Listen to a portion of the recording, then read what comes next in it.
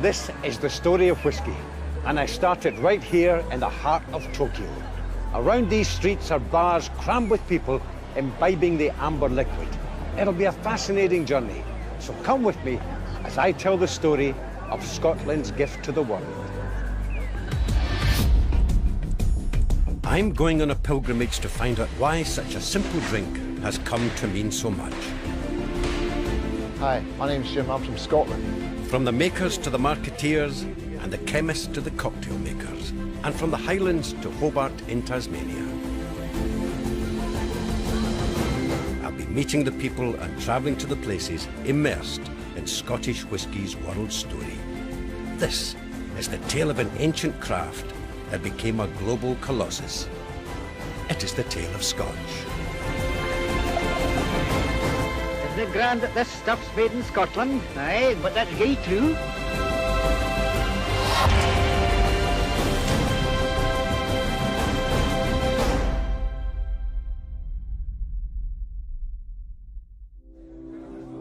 Today, we treat Scotch whisky with reverence.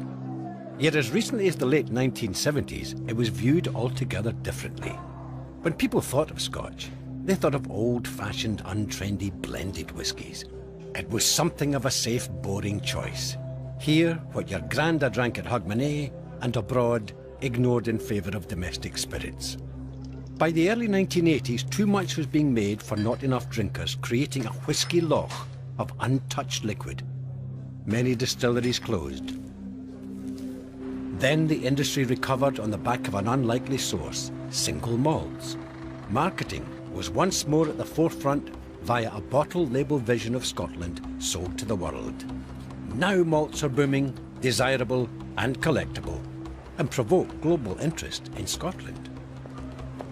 On Edinburgh's Royal Mile stands a building symbolic of this intrigue. The Scotch whisky experience is funded by a cluster of drinks companies. Among its greatest attractions is a breathtaking hoard of bottles. This marble and glass shrine to whisky contains 3,348 bottles. It is a magnificent collection and was collected by one man, Clive Vidas, a Brazilian from Sao Paulo. It took him 35 years to collect. And then he came to a financial arrangement with Diageo, and Diageo brought the collection here to Scotland. And as Mr. Vidas himself says, we have an expression in Brazil, the good son returns home, and in my view, the collection is back with its family now. And here is Mr. Vidas.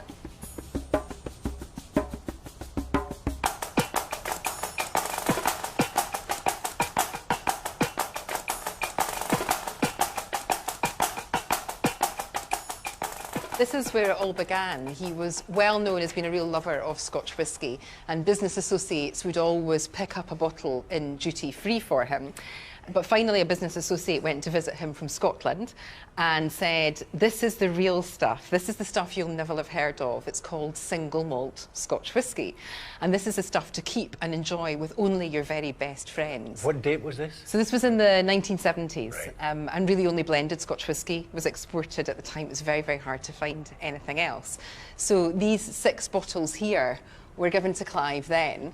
And rather than sharing them with his very best friends, he was so overwhelmed and so passionate about them that he never opened them. And this began the Scotch whisky collection. Now, people come from all over the world to view this, don't they? That's right. About 80% of the visitors that come here are from overseas. So it just reflects the huge pool that Scotch whisky has and the kudos that it has from an international point of view. So they come because they love whisky in the first place? Well, they don't just pop in on a rainy day and think, where are we going to go in there? Well, you know, they don't come because they already know and love Scotch whisky. Most of our visitors are from overseas, have heard of Scotch whisky, know what it is, but aren't already Scotch whisky drinkers. So if a small proportion of them love it and are enthusiasts and know about this collection and have made a bit of a pilgrimage, but the majority of them have come to Scotland, and there is no way that they could visit Scotland without finding out more about Scotch whisky, because the two are so intrinsically linked. You've got a black Bowmore from 1964. What on earth is that worth? You focused in on one of those bottles that's completely unique, really rare, only sold at auction. But equally, we have the opposite end of the spectrum. We even have whiskey and cola in a can. So there's nothing too precious about this. It's a snapshot of every single bottle of whiskey that was different, that was individual, that was unique, and that was collected over that period. So if you had to put a figure on the Black Bowmore, what would it be? Ooh, tens of thousands. Seriously? now. Yeah, One of those ones that goes very well at auction. The Scotch whisky experience is in itself a giant display cabinet for an industry and, in turn, a country. Yet the rise of Scotch as a tourist magnet is a recent phenomenon. In the 1980s, there was very few distillery visitor centres, and now there's round about 50 distilleries that you can visit as a tourist to Scotland. So that has been a huge change in the whisky landscape. It is reckoned that in 2015 alone, 1.5 million people visited Scotland's distilleries, spending £50 million. It is not only large established distilleries that they visit. Places that have been making whisky for centuries now face a challenge from dynamic small-scale upstarts like Strathearn Distillery in Perthshire. Over the last few years, there's been a quiet revolution happening in the whisky industry in Scotland. And that is the fact that we currently have about 20 small craft distilleries, with another 10 waiting to be operational. And they make whisky in the old style, when whisky was made in a small room or a little button bay in a croft or a barn somewhere in a Highland glen.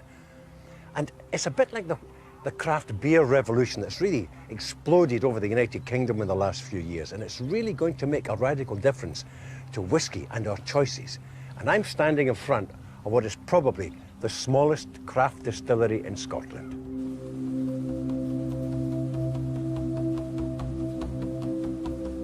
Welcome, David, to the smallest distillery in Scotland. This is a dinky little thing, Tony. It's a miniature whiskey distillery. It's also a bit like an adult's Meccano kit. This is a prime example of a small craft distillery, isn't it? There's currently 16 producing. We were the first, and we had a meeting here because so many people were asking me questions. And I said, oh, well, let's get together. And we had 50 people turn up. And it's not just whiskey. There's whiskey, there's gin, there's vodka, there's a rum distillery in the heart of Speyside. I love it. Just because a distillery is small doesn't necessarily make it well crafted, but some of the small distillers are producing products of astonishing interest, astonishing versatility. Not all will survive. There will be a shakeout of that sector, but craft is certainly adding a lot of interest, it's adding a lot of vivacity, and it's adding a lot of choice for the consumer. So, on balance, it can only be good. Craft is a tricky word. What is craft? Is it doing 20,000 litres a year and not more than that? Is it using old equipment, old methods? It's a tricky definition, but if we're talking about what kind of impact they can have on the industry, I think the biggest impact doesn't come from volumes, obviously, because they're small. I think it comes from the way they try to innovate. And I love that, because some of the big companies are too busy, too concerned to produce large volumes to keep their stockholders satisfied. I think that the emergence of craft distilleries has sort of built this new layer into the industry, which is great. It's driving a lot of innovation. Sometimes that can be at odds with the tradition of Scotch, which is rightly protected, and we've been making great whisky here for hundreds of years. We'll carry on making great whisky, but if we can all operate under one banner more, if companies can work together more from opposite ends of the spectrum, then I think that can only be of benefit to the rest of the industry. Tony, are you a threat to the big boys? Not at all. I mean, you're creating very, very special whiskies. Probably the best way to sum this distillery is, if you drive up the A9 and you overtake a single whiskey tanker, that's our year's production in one tanker. What we do supply to the big industry is a comparable quality product, and quality is the link between both of us. So the big distilleries produce millions of litres a year, but You couldn't lean against the stills like this and have a conversation. No, you couldn't. You couldn't turn the steam up slightly while we're doing it. People can come here and spend a week making their own whiskey. They can come in on the Monday morning and put the grist into the grist hopper. And on the Friday, after 2 distillations, they can make their own whiskey.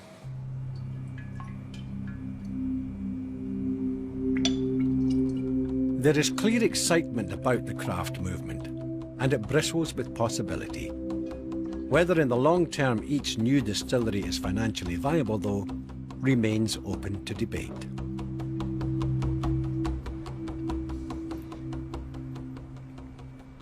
You need to have very deep pockets or a very understanding bank manager if you want to open a distillery. You know, it's got to be 3 years old before you can even call it whiskey. And while people might want to buy your whiskey when it's 3 years old because it's exciting and it's new, when that whiskey is 7 years old, people are going, I tried that. I'm going to wait until it's better. Now, it might be perfectly good at 7 years old, but received wisdom is that it only really matures when it's 10 or 12 years old. But it's really, really tough. You know, the big multinationals are going to watch the ones that float to the top that are producing very high quality product. They might then suddenly try and snap them up. There might be some that are very adamant and stick to their ways and say they'll be fiercely independent until the day they die. But then if somebody's offering you a huge sum of money, it's very hard for some people to turn that down. So I think that maybe what happens is those that are producing very high quality product will get snapped up. Craft distilleries are just one threat among many to the traditional and dominant Scotch whisky industry. Whisky is now made in almost 30 countries. Old Scottish methods are making for a vibrant scene, biting at the heels of Scotch whisky. Everywhere whisky is enjoyed, it seems, it is now being made. Despite the refined nature of this exquisite drink, Scotch is in a fierce global competition for hearts and drams. There are pretenders to Scotland's throne across the world, even here. Cheeky bastards. Andrew Nelstrop comes from a Norfolk farming dynasty who have put their abundant barley to good use. Farming sets you up well for having a distillery. They're both long-term businesses. Everything you do on the land, if you like, is designed for generations in the future. And the same goes with whiskey. Do you know what the Greek definition of wisdom is? Go on. Wisdom is old men planting trees under whose shade they will never sit. And that's the same with whiskey. Beautiful, isn't it? You're making whiskey that you'll probably never taste. You don't have the hills, you don't have the glens, you don't have the peat, you don't have the wonderful soft rain that comes off the Atlantic and falls in Scotland. And yet here we are in the heart of England, and you're making bloody whiskey. Now that's a damn cheek. But we do have... Where'd you get your... We have all the barley. Uh-huh. We have the largest peat digs in the whole of the UK, which is the Norfolk Broads. Uh-huh. We got the water, we got the cleanest, largest fresh source of water underneath your feet. Don't really need anything else, do we? Apart from rain. We don't need rain. You can have some of ours if you want. Yeah, well, look at today. We've got plenty of it. Father had always wanted to make whiskey purely because one conversation he had back in when he was a lad, and it was my grandfather, the story goes, said, it's such a shame we got all this barley, so it has to go to Scotland to be turned into something useful. And it just stuck. You know, my father, he farmed in Russia, Australia, he went all over the place doing different things. But every year he went, I need to build a distillery, I need to build a distillery. So it was his dream? Absolutely, lifelong dream. So when he turned 60, and he was going, we need to build a distillery, I think the rest of the family just went, do what you like. Upstarts like yourself. Yes. Do you think you're any serious threat to the Scotch whisky industry? Are you nibbling away? I think it's going to be a while before we buy Diageo, but could be another generation maybe. There's ambition for you. But I think in terms of quality, we can equal them. I think that's an issue, and I don't think that's me going in our whiskey can. I think any nation's whiskey can equal anybody else's because each distillery is unique. So if the owners want to do it properly, they can make blooming good whiskey. In terms of volume, we're never going to compete. Andrew, every distillery I go to, and certainly this is much more true now than it was maybe 10, 15 years ago, every distillery has a visitor centre, and it seems to be an important point of revenue for them. Yes, yeah, it is. And it's not just spreading the word. It's It's about bringing in hard-earned cash. It is. It's incredibly useful in terms of spreading the word and getting a loyal following, you know, come and see it, see the distillery and meet the people. It's a great story. For new distilleries opening up like ourselves, the gin boys and vodka boys have got it easy, you know, make the stuff yesterday, sell it today. Yes. Well, there's no cash flow issues there. Whereas the world of whiskey, make it today, sell it in 3, 5, 10 years' time, there is a slight need for another source of income, which brings you down to having a shop and selling everything from bottles of your own whiskey to tea and coffee and cake. And yeah, it's a good source of income, and it's a nice day out for people. Scotland's biggest whisky rival, however, is much further east.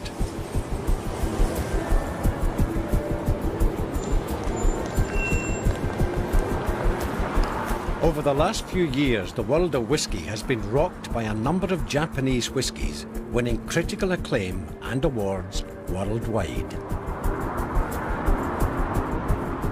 Whisky's story has taken us halfway around the world. I'm now in the far north of Japan. If you fly that way, you hit Russia.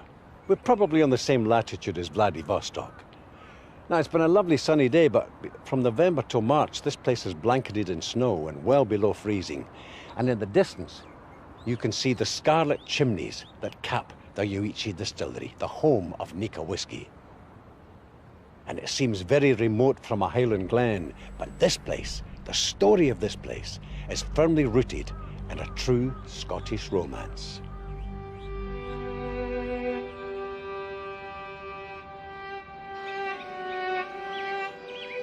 In 1918, 24-year-old Masataka Taketsuru left Japan for Scotland. He was to study the chemistry and production of Scotch whisky with the aim of replicating it in Japan. Masataka served apprenticeships at a number of Scottish distilleries, learning every craft of the trade. He fell in love with whisky, but also with a Scottish girl, Rita Cowan from Kirkintilloch.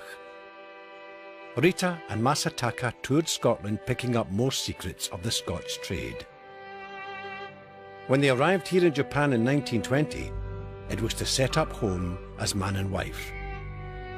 Together in 1934, they put their expertise into practice and founded this place, the Yoichi Distillery, choosing these surroundings for their echoes of the Scottish Highlands. They were married for 41 years, until Rita's death in 1961. Masataka was to become known as the father of Japanese whisky.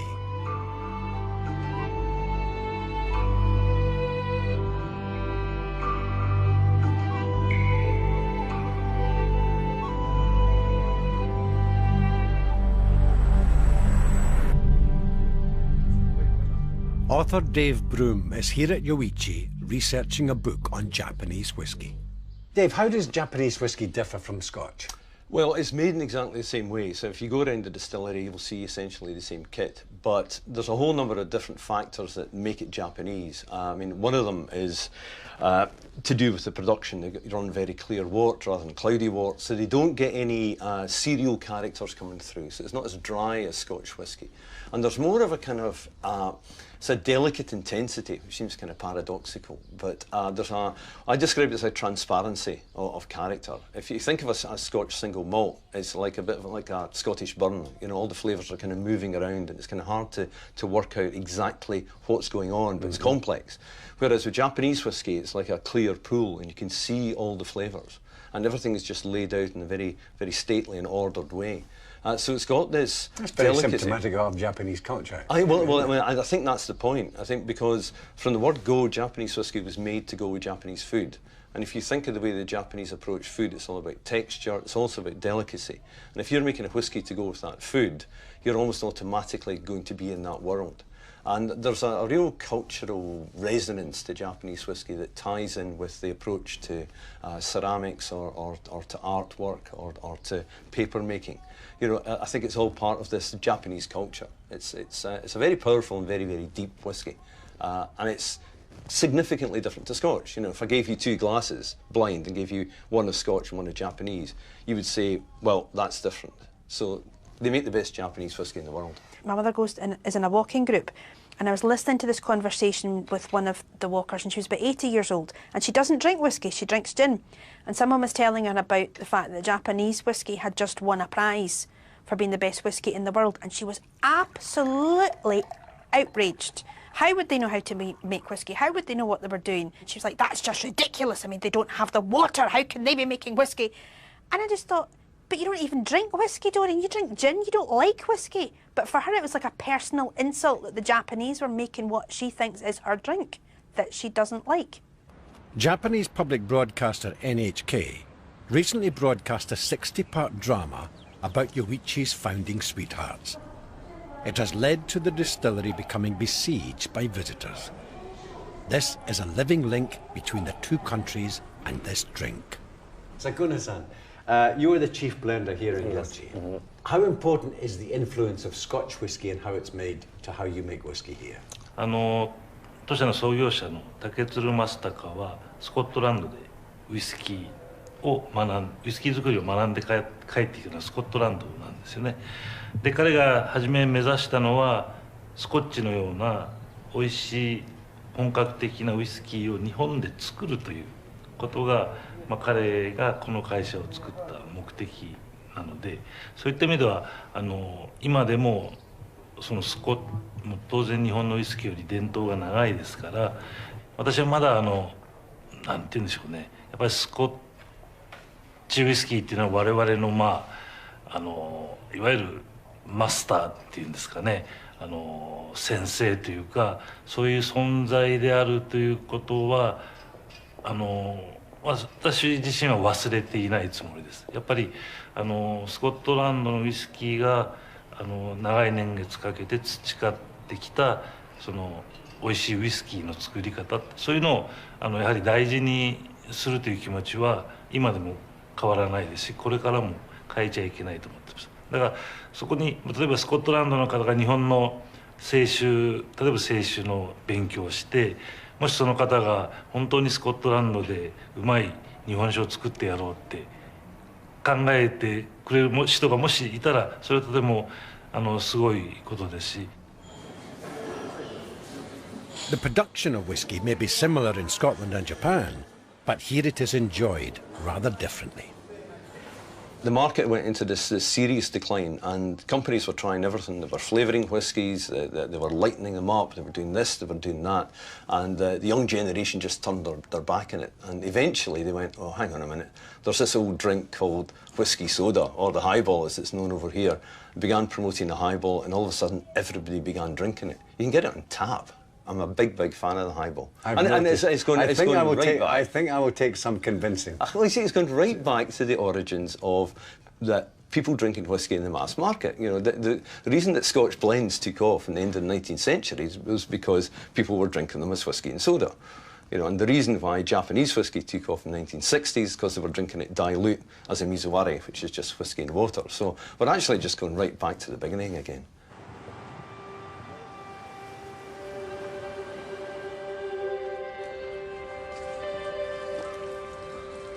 Before leaving Sapporo, I'm joining Dave Broom on a pilgrimage to the shared grave of Masataka Taketsuru and Rita Cowan, and leaving a traditional liquid offering.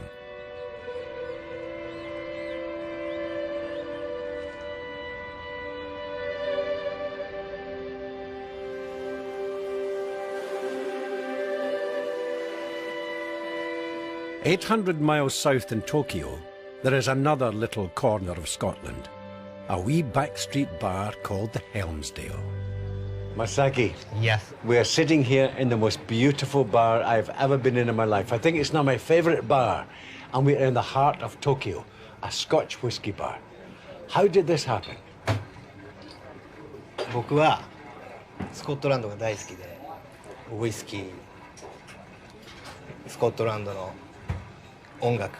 But how did you meet Scottish people? How did you first drink whiskey? 僕が初めてスコットランドに行ったのが20歳の頃で、その時に大好きになりました、スコットランドが。Now, your bar is called the Helmsdale. How did that happen? Why? I like whiskey distillery, North Highland, Kleinish, Glenmorangie, Brora. Inside, very small town, Helmsdale name.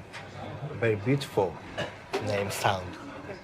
What are the most popular whiskies? The top. This brand is very popular in the Talisker. Talisker? Yes. Sky. Japanese style with soda. The cocktail name highball, Talisker highball. Very popular. Do you think Scottish whiskey, Scotch whiskey, is under threat from Japanese whiskey, Indian whiskey, Tasmanian whiskey? 絶対に日本は勝てないです。ただスピリッツは一緒。でもスコットランドのウイスキーには勝てないけども、日本のウイスキーも頑張ってます。We'll never beat you, but we have the same heart. We'll try our best, but we'll keep trying. A very poetic answer. I love it. Leaving Japan behind, I'm heading south to another whiskey hotbed, Australia, and specifically Tasmania. With sprawling hills, thick clouds and crashing sea, this could easily be Scotland. Across the bay from me is the charming city of Hobart, nestling at the foot of Mount Wellington. And on this captivating island, it cradles 14 distilleries with more on the way. In fact, it's the heartbeat of the Australian whiskey industry, a growing power to behold.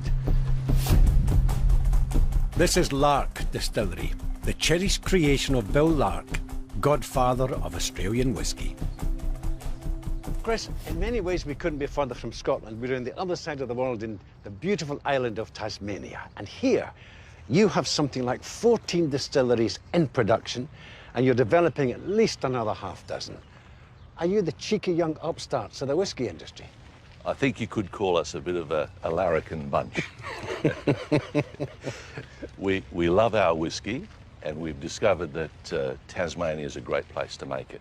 So we're doing our utmost to produce a good drop for the world. Well, you've been very successful. A few of them have been winning world awards, haven't they? Yes, we've been very fortunate, both in England and also in the US. We've won a number of awards, and that's really encouraged us to keep doing what we're doing and to focus on the quality. We're trying to make really quality whiskey, and our volumes are not great. So it's about quality, not quantity. When Bill Lark wanted to start a whiskey distillery, there'd been no commercial whiskey distillery in Australia for 153 years. Federal law had made it impossible for small distilleries to operate. So before he could even start, he had to change government federal law to get his license. And so we are actually the first licensed commercial distillery in Australia. Lark operates on a far smaller scale than most distilleries in Scotland.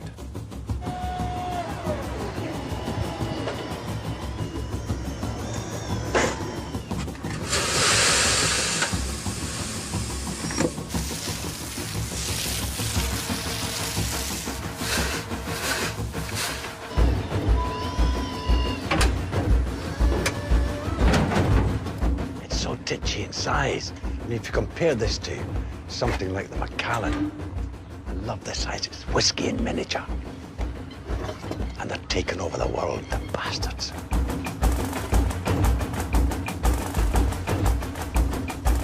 Craig, a Scotsman, and Chris, a native, are distillers here. I'll be honest, I got here 18 months ago and I walked into the place and I thought, where's the rest of the distillery? It's tiny, the scale is crazy. I mean, we talk about handcrafted back in Scotland and you're talking 250, 300,000 litres. Here we make 120 litres a day, so we can actually handcraft everything at the distillery. We ferment different to back in Scotland, and we make all of our cuts here by how the spirit tastes. We've got a longer fermentation than you'd have at most places back home. We've got 7 days, but really the big one for us is coming to the end of fermentation based on how it tastes. We'll actually open the lids and let the natural bacteria from the vineyard up the road into the ferments, and that sours up the Of course, you have the bacteria in the air already. So, because you're surrounded, this is vineyard country, isn't it? Absolutely. So Frogmore, our pals up the road, make some of the best wine here, some of the best Pinots in Tasmania, and we get all the benefit from that culture and from those yeasts and bacteria. So the whiskey that you guys have created, when will it be ready for sale? We're looking at about a 6 to 7 year maturation in quarter cask. So something Tassie has is we have this really unique climate where we have a huge temperature variation from 2 or 3 degrees up to about 40 degrees. And what happens is that fluctuates every day, and the pressure fluctuates every day. And that really drives the spirit in and out of the wood and drives that angel share. So we've got a really quite a high angel share here, 7 degrees. Our strength usually goes up, so we might get a spirit So what percentage will you lose every year? About 7%. 7%. 7% every year. Guys, I've said that Tasmanian whiskies, now, and you're winning the awards, the whiskey awards around the world, you're the cheeky young upstarts. How much debt do you owe to the Scotch whisky industry? So much, so much. I don't think the industry here would be in any strength without the year on year help from the Scottish industry. We've been so lucky that the generosity. We talked before about that sense of community. It's not a community in Tasmania or Hobart or Australia or Scotland or Japan. It truly is this global community, and you really feel that. Like, you go to Scotland and you ask the question, and you get a genuine, passionate answer. Yeah, we're indebted to the Scottish industry. This place wouldn't be what it is without Scotland. We are essentially living the Australian version of what Glenlivet was in 1850. And I think if you said to any distiller back in Scotland, you know, if you could go back to 1850 and work in Glenlivet and see how things started, would you take that choice? Every single one of them would. We are still mashing in by hand with a paddle here. We've essentially brought whiskey forward into the 1800s at Lark. So to be in this position, but also then be able to call on the history and the mistakes that have been made by the Japanese and the Scots and the Americans in their whiskey making process puts us in a unique position. You know, we've got hundreds of years of experience to call upon, and then we can then create our own story from that. There are stories that people expect to see when they buy into a whiskey. So in Scotland, we can sometimes be a little bit trapped by that, and that's how people get to love this stuff. On the other, you've got countries in the rest of the world that are now making whiskies and can almost sometimes be a bit more creative in how they come about that and the sort of offering they can present. The competition element, I think, is brilliant, because any good athlete or performer is going to say your best performances come when you're under the most pressure. So, you know, we're kept on our toes by the growth around the world, but I think that's a pretty good thing. We've talked for a long time about what is whiskey. It's an experience. It only becomes whiskey once someone puts it in their glass and they drink it, they experience with their mates. It's on the most important days of your life that you drink whiskey. Some people, it really is on the most important days, and they choose to share that with you as distillers, as people that get to be the caretaker of a distillery or a process. And that's what it's about. It's about understanding that if you're not spot on your game every day, then you're not doing justice to that person that got that bottle for their wedding, for their bucks, or maybe for their divorce, or to commiserate over a loved one's death. That's what drives that get better, get better, get better. And that's what whiskey's about. You're right, it's about people. It's always been about people. It's about community and people. And you can't help but love the spirit, because the people are wonderful. Wow, Chris, that's the most beautiful poetic description I've ever heard.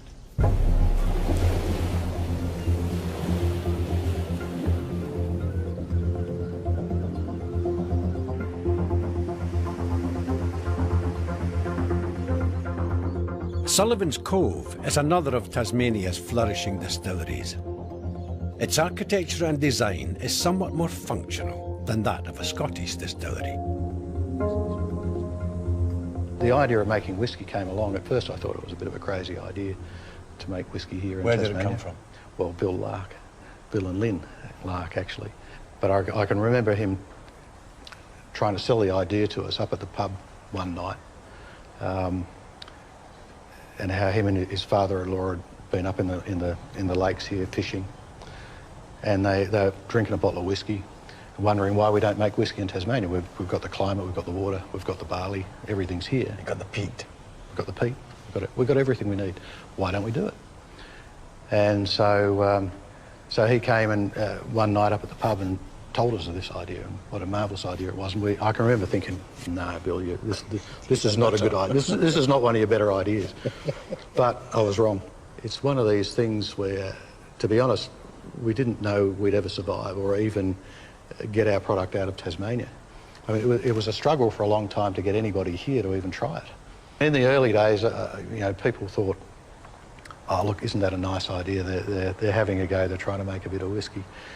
But you've got to earn your stripes. It's not a matter of just making a product and everybody will buy it just because you make it. You have to prove that it's worth buying in the first place, or in our case, worth drinking. And it took us a while to get it right, and in some of the earlier whiskies that were made, I have to say, weren't the best. But once we got the theory right and we got the practice right and we started making good whiskey, we found that we could sell it, and but mostly overseas. So it was France that first took us on. Once we'd won the world's best single malt whiskey out of the UK, the World Whiskies Awards, everything changed. From that morning on, it hasn't stopped. I mean, I can remember standing in our bond store a few years ago. We had a bit over 1,000 barrels, thinking, what have we done? We've made too much whiskey, we'll never sell this. What are we going to do? And now I look at our whiskey and think, God, I wish we had 10 times more. The extent of the Tasmanian whisky revolution is startling. It is a surprise. Yet when you're here, it makes perfect sense. In some ways, this place is a mirror image of Scotland. Closer to home and yet aesthetically different to Scotland, there is another surprisingly vibrant whisky country, Sweden.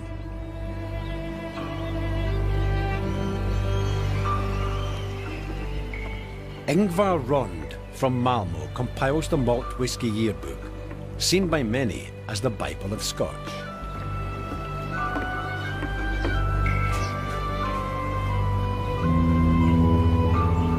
Ingvar is leading the way to the small island of Ven, visiting its distillery and spirit laboratory.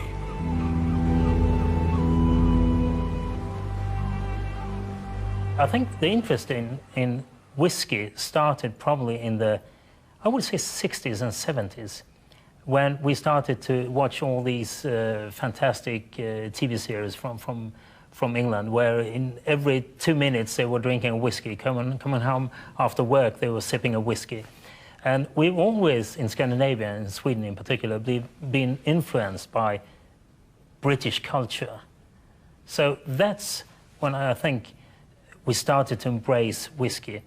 And then it took off fantastically in the 90s, where it wasn't just about drinking whiskey. It was about going to the distillery to see how it's produced, about learning about whiskey. I know that some Scotch whisky brand ambassadors who come to whiskey shows in Sweden, they're absolutely amazed about the knowledge that Swedish whiskey drinkers have. Ven Distillery was founded in 2007 and is one of 8 in Sweden. As well as making whiskey, it houses a state-of-the-art laboratory, providing services for drinks companies across the world. What we do here is our Swedish whiskey. It's our whiskey, not definitely just Swedish or Scottish. Still, most of the Scottish people are just Vikings not traveling back. So you have the heritage from us anyway. But end of the day, there's so many different whiskies, and the one doesn't kill off the others. There's a whiskey for all. What we do in here is we're very particular about our oak maturation, but also how we create the cut. Obviously, being small, we need to have our unique selling points, and we need to make something that really tastes, really scents, because volume couldn't be our sale thing. So we go into special varieties of fermentation, special yeast strains, special varieties of wood, for example, but also with the laboratory, where we have a unique possibility of actually seeing what's happening during maturation. We do analysis for a wide variety of distillers around the world. A lot of people say that now the Scotch whisky industry is in big trouble because they are being chased by so many producers around the world. Yes, there is more competition now, but at the same time, we have at least 100 distilleries in Scotland. We have 400 or 500 years of tradition in Scotland. You can't just wipe that away just because there are new distilleries that started 10, 15, 20 years ago producing in Tasmania or Sweden.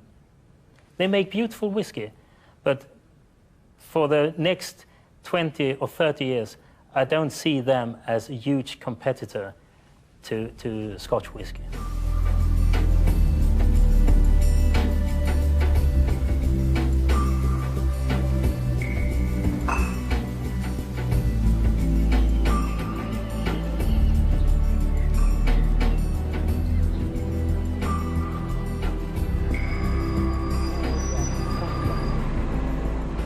Back on the mainland in Malmo is the Bishop's Arms, a cosy British-themed pub specialising in single malts and run by Croatian whisky fanatic Maja Kozul. I'm very curious about everything, to be honest, and I think whisky is very good to have, enjoy. It's very much about people. There is a different driving Ferrari, or there is a different riding bicycle. And that is if you compare whiskey with something else. Every Bishop's Arms staff member is trained to become a whisky specialist and advocate.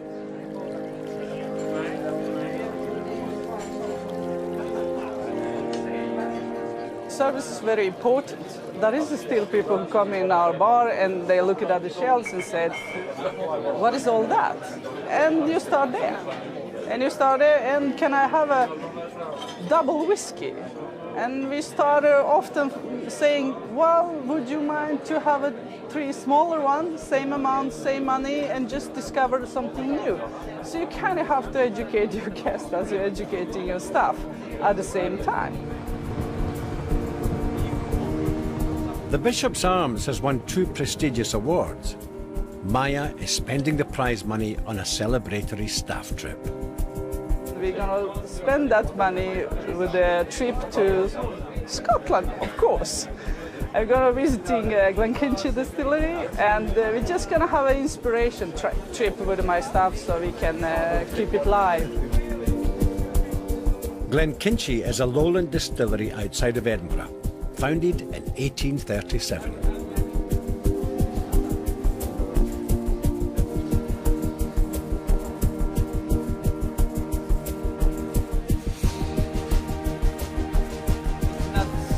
Pleasant smell. Yeah. Yes. We extract that out of the still. And you finish with the distillery. We take it from 65 to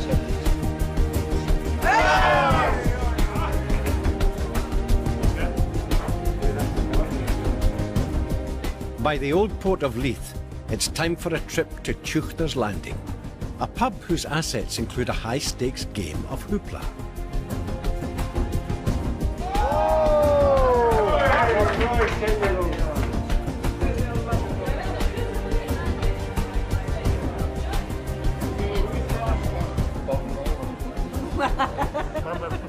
We're just checking if they have any whiskey we don't. So we try that one. It's very good to see how other people work with the whiskey, not just us. It's a living product. It's not just something you pour into a bottle and pour colorant in. It's a living product that goes into cask and is made about. It makes it a lot more real to see a distillery and see why you should appreciate whiskey. Our guide, Clive, was very good. I thought it was really good. He showed us a picture up from about 100 years ago with about 50 people who used to work there. And it was really interesting just seeing that must have been the whole village worked at the distillery. And now he told us that it's 2 people work 12 hours and then 2 people do the late shift. And the whole thing runs off that. How the whiskey making has changed over 100 years, but they can still get the same product. Ready? Oh! I get a bucket of ice. Should we have a hoop? We should have a hoop. Have to hide away all the single cask hard baked though. Yeah. I'm not sure how that's going to work out with the Swedish alcohol law, because selling alcohol in Sweden is not allowed to be fun. It has to be quite straight and direct. There's no such thing as happy hour in Sweden. Spending time with this impassioned, knowledgeable Bishop's Arms team, I wonder whether we in Scotland train our own bar staff enough, and even if we take Scotch for granted. Very often you can walk into a bar in Scotland anywhere and say, oh, excuse me, going to have an Isle of whiskey, please? Oh, I don't know. You'll need to come behind the bar and have a look. 15 years ago, somebody came to our bar and said, could you tell me a good whiskey? And then they came straight to me because the lassie didn't have a clue behind the bar. So we thought, right, we'll sort this out. So we'll get some of the distilleries in, we'll get some proper staff training, because there's no point having the stuff if you can't sell it. So the guys all came in and we got up to the whiskey experience, and no, it's good. We kept meeting people who worked in bars, and sometimes they worked in the very best hotel bars in Edinburgh, where we knew all the international visitors were coming. Some really high-end visitors were coming, staying in those beautiful five-star hotels that we have. And at that time, they weren't necessarily getting great information about Scotch whisky. And I have to say that's changed massively in the last 15 years, both in terms of the number of whiskies that are available, the number of specialist whisky bars that there are.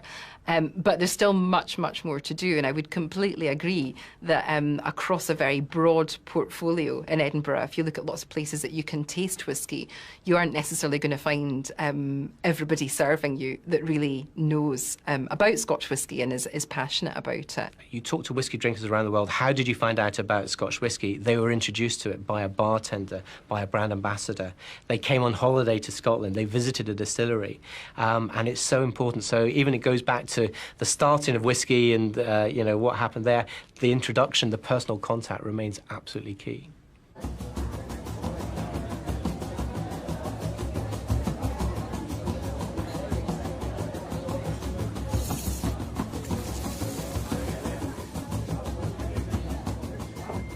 This is the great city of London. A city that has quaffed whisky for hundreds of years. It's also a city that has begun to distill its own whisky yet again.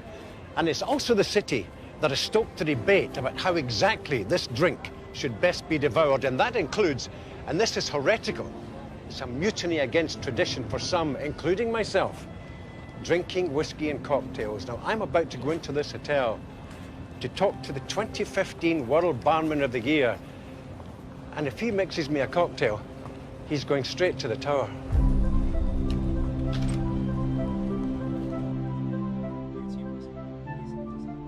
Ryan, on a daily basis, you commit sacrilege in this bar because you take some really, really decent whiskies that take years and years to mature into all their richness of flavors, and then you throw in all sorts of other liquids, and you throw in strawberry crushes and you botanicals, and you make dreadful cocktails out of them. I'm guilty of that. Why? To me, it's been the beauty of whiskey. It does have big, bold flavors. It's got all of these interesting characteristics. And to me, a cocktail is just a new way of experiencing that. So to me, it's not about kind of masking any of the flavors and just hiding it away as a bland alcohol. The beauty of using Scotch in these things is it has all these characteristics. Whiskey should be drunk any way you want it to be. I am a big fan of not being prescriptive about drinking whiskey, and I think we're seeing that more and more nowadays. I love whiskey cocktails, whiskey highballs, whiskey neat, whiskey on the rocks, in a nosing glass, you know, being more professional, or literally out of a flask when I'm walking up a big hill and it's freezing cold. I think the industry need to find a way of keeping their older consumer happy by doing, you know, what they love and what they're going to keep buying, but also not being scared to innovate and, you know, not being scared to talk about putting in mixes and talk about putting in ice and water and, you know, getting more people just to experiment with it and find out what they like, rather than using the old method where it was kind of preached and you were told you must drink it neat, you mustn't do this, you mustn't do that. And I think that image has really turned a lot of people off. So however you want to drink your Scotch however you like it. And don't let anybody tell you you can't. But there are limits. So I got my father, for one Christmas, a really expensive bottle of Highland Park. Highland Park is a beautiful Scotch. And I took it round and we were celebrating Christmas. And the first thing he did was he opened it, and there was a bottle of dry ginger at one side and this really amazing bottle of Highland Park at the other. And they both went in the same glass. So that's where you draw the limit. If you want to get somebody to experience a new spirit, something different, a new flavour, it can be a bit much just giving them a neat dram, especially when you've got something cask strength or smoky, and all of a sudden they're put off by it. Everybody's got that story of kind of drinking whiskey, stealing it from their dad's cabinet and going, no, I don't like this stuff, and they stick with that idea. Whereas whiskey runs this amazing gauntlet of flavour, and you've got light, delicate, lowland drams through to big, smoky, rich Islers, And you want people to go, right, actually there's a new way of experiencing this. And using a cocktail, if you do it delicately, is a way of introducing new flavors to them. Actually, this drink's been on our menu since the beginning. And I've always tried to involve whiskey cocktails. It's my favorite spirit, it's what I've loved. I lived in Scotland for a long time, it's very close to my heart. So this is essentially a twist on a whiskey sour, but it is a bit of an unusual one. So I'm going to warn you of that before I get started. If people want to enjoy their whiskey with a lot of nosing and sniffing and looking at the colour, well, good for them. It's their whiskey, they've bought it.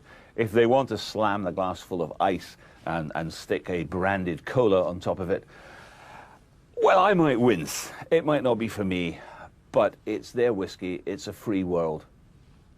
On they should go, as long as they enjoy it. This idea that thou shalt not touch, really only is about 30 years old.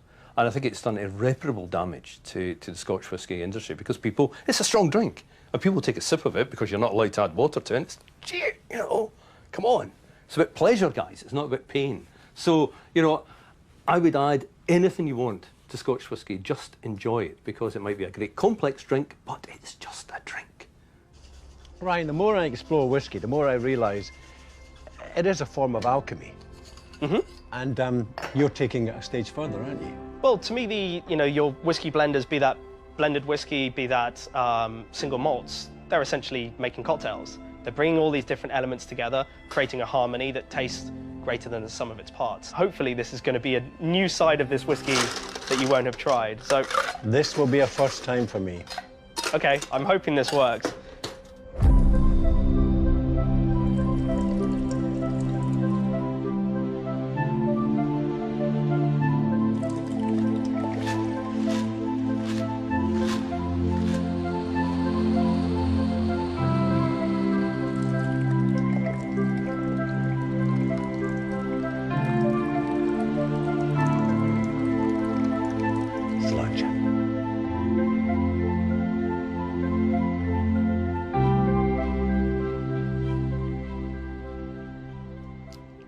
That's surprisingly refreshing. Dare I admit it? I'll probably lose half my friends.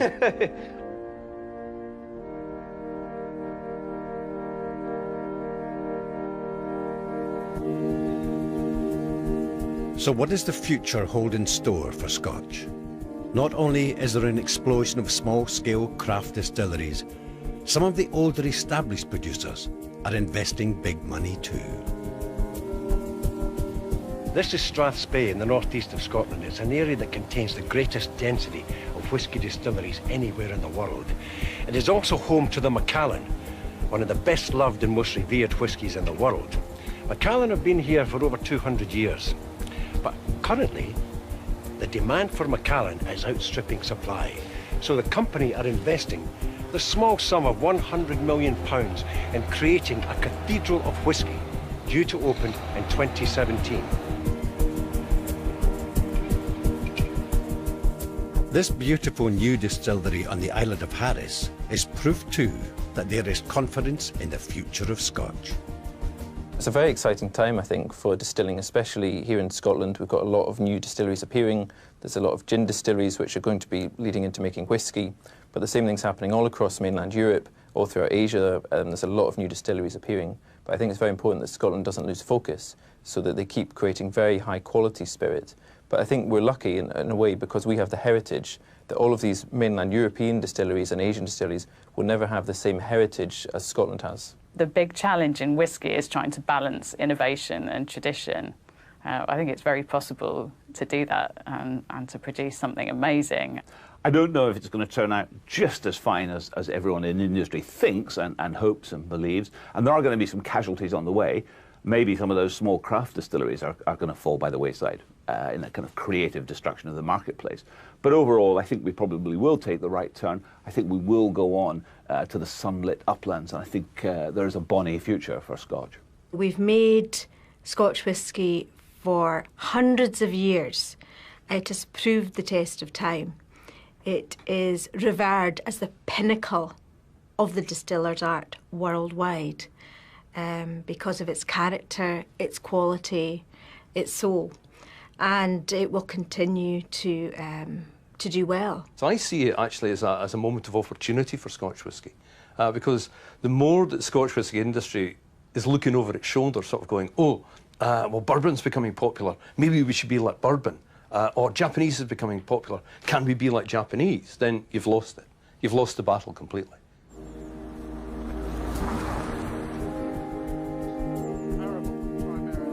But not everyone is as confident about the future. I actually think that if you look at whisky, the historic whisky graph, it goes up and down. You remember in the 80s with the Whisky Lake and shut half of Scotland's distilleries? It's coming. What has Scotland done? Doubled production in the last 4 years. The moment that whisky is live and ready for sale, we haven't suddenly got twice as many whisky drinkers in the world. Therefore, this is just there has to be a mountain of whisky building. And at some point, it'll all go down and we'll all have a bit of a downturn. And then we'll, yeah. So what's your opinion on, say, the Macallan spending 100 million on this new facility? Brilliant, really cool. But did they, they've doubled production. Do they think they can sell twice as much whisky? If they can, brilliant. But that means somebody else isn't selling any. Mm-hmm. We haven't suddenly got everyone buying twice as many bottles. So the industry has to do a bit of a dip. And those that have got their houses in order will be fine, and those that have borrowed to the hilt and expecting it to continue willy-nilly probably will wake up with a headache, but we'll see. That's the joy of whisky. I mean, you design a business to work over generations, not over a decade cycle. As I have seen, Scotch whisky sprung from Caledonian terrain and bewitched the world. Its ascendancy has been driven by pioneers, from early innovators and the entrepreneurs who first exported our wares, to today's scientists, blenders and craft distillers. Yet what strikes me most is, despite all that, the drink itself remains a charming enigma. The causes of its sumptuous taste impossible to agree upon, and even opaque and mysterious.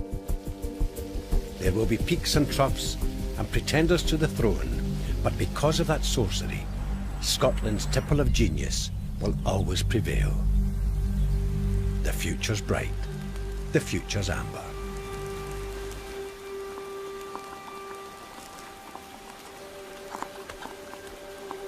I'm getting very near last orders, folks. And the end of my journey. A wonderful journey through the magical world of whisky. I hope you've enjoyed it. From Highland Crofter to Hobart Visionary, there's an amber thread that embroiders the globe. When a cunning alchemist distills a spirit, the liquid drops fall into a cask, and there something truly, truly colossal happens. Scotch whisky affects history and defines identity. It embraces science and big business and the land. And yet at its heart, this mixture of water, barley and yeast is just a simple, beautiful taste of heaven in a glass. Sludge.